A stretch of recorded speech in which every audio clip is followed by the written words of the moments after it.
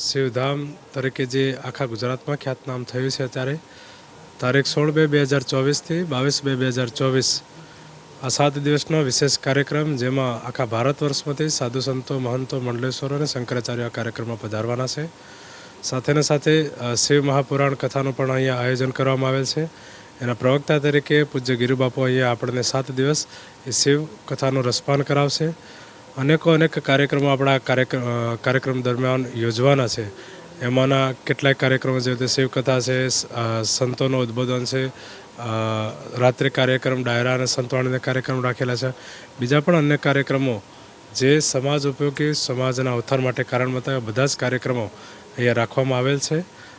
આ એક એટલી જૂની પરંપરા, 900 વર્ષ જૂનું આ સ્થાન છે.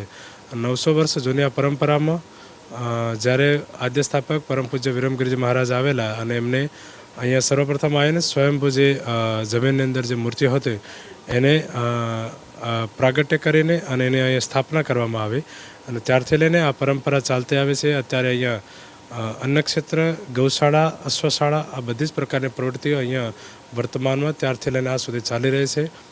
સાથેને સાથે શિક્ષણના ક્ષેત્રમાં પણ અહીંયા લગભગ 60 વર્ષ પૂર્વમાં પૂજ્ય અમારા જે ગુરુદેવ હતા, પરમ પૂજ્ય મહંત શ્રી બળદેવગીરીજી બાપુ, એમના થકી અહીંયા શિક્ષણની જ્યોત જગાવવામાં આવેલી અને જે ગરીબ વિદ્યાર્થીઓ છે એમના અભ્યાસ અર્થે અહીંથી પુસ્તક આપતા અને જ્યારે પણ સત્ર પૂરું થાય એ પુસ્તકો અહીંયા એ જમા કરાઈ જતા.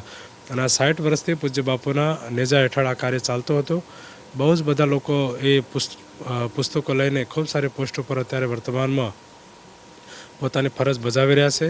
કેટલાક લોકો રિટાયર્ડ પણ થઈ ચૂક્યા છે. અને જ્યારે પૂજ્ય બાપુની વાત કરીએ તો ગુજરાતભરમાં દીકરીઓના શિક્ષણ માટે, દીકરાઓના શિક્ષણ માટે, સમાજના ઉત્થાન માટે, સાથેને સાથે ગુજરાતમાં કોઈ પણ ગામડામાં આપણે જઈએ અને ત્યાં મંદિર હોય તો એવી વાત કરવામાં આવે કે આની સ્થાપના પૂજ્ય બાપુએ એ ટાઈમમાં કરેલી. એટલે આ પણ એક મોટો રેકોર્ડ હશે કે આટલા મંદિરોની સ્થાપના પૂજ્ય બાપુના હસ્તે થઈ હોય. સાથેને સાથે 88 વર્ષ સુધી પૂજ્ય બાપુ ગાદી પર વિરાજમાન રહ્યા. આ પણ એક મોટા પ્રકારનો રેકોર્ડ છે. અને જ્યારે આપણે અહીંના કાર્યક્રમની વાતો કરતા હોય તો અહીંયા આપણે અતિરુદ્ર મહાયજ્ઞનું આયોજન રાખવામાં આવે છે અને એના અંદર આપણે 15,000 યજમાનો આહુતિ આપવાના છે. અને એ 15,000 યજમાનો જ્યારે આહુતિ આપશે, આ પણ એક આખા ભારત વર્ષમાં ન થયો એવડો મોટો યજ્ઞ અને એના અંદર 15,000 યજમાનો આપશે. એટલે આ પણ એક મોટા પ્રકારનો રેકોર્ડ થશે.